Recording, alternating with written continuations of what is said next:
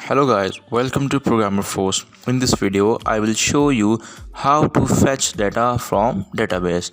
In the previous video, I have created a form and the table in the database and inserted the data into the database. In this video, I will show you how to fetch that data from database into our index.blade.php file and display in the table. So I will go to the demo controller that I have already created. In demo controller, I have created an index method, and in that index method I would write a query to fetch the data and then to display the data into index.blade.php. First, I will call the customer model in my index method, and I would take a variable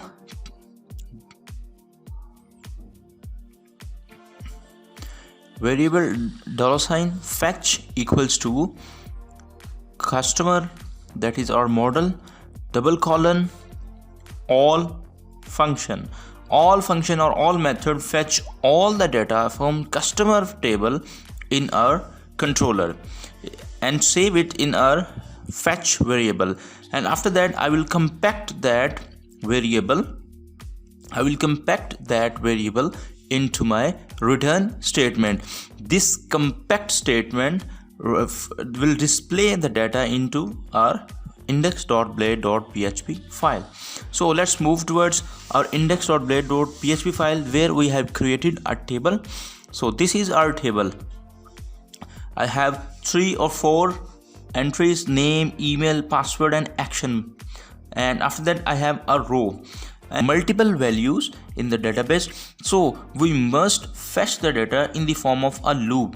For that, I would use a for each loop, and it would display as many as entries we insert into our data. So I would write for each bracket start $fetch as fetches, and then end the for each statement. And after that, I would write in first column double bracket curly bracket start $fetches and name. I will copy it and then paste it in the next, that is email section, and change the name into email. And after that, I would go to the password section and then change the name into the password. This displays all the data accordingly: name, email and then password. So I will save it and check and refresh my browser, and here we go.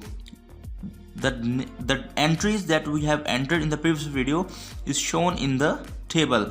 Let's make new entry: name, email address, and after that I would write password and hit submit. Here we go. Let's check it out. Our new entry is displayed in this table. The second entry is the new entry that I have entered now. In this way, we can fetch the data from the database and can display on our web pages. So I hope you guys like this video.